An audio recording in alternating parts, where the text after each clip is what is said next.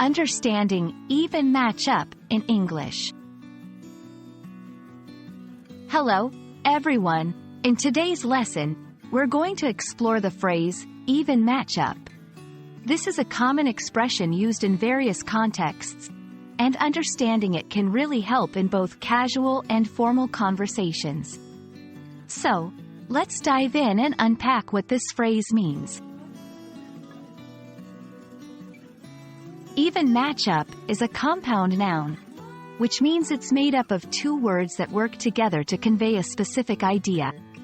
The word, even, suggests balance or equality, while match-up refers to a contest or competition. When combined, they describe a situation where two competitors are equally matched in skills, abilities, or other relevant factors. This phrase is often used in the context of sports or competitions. For example, when two teams are equally strong, we might say it's an even matchup. However, it's not limited to sports. This term can also be applied in business, gaming, debates, or any scenario where there's a sense of competition or comparison between two parties. To help you understand better, here are a few examples. 1. The chess tournament was an even matchup, with both players displaying remarkable skill.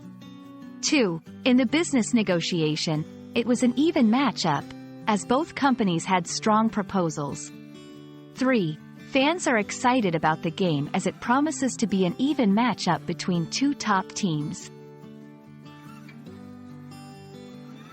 It's important not to confuse even match-up with a guaranteed tie or draw.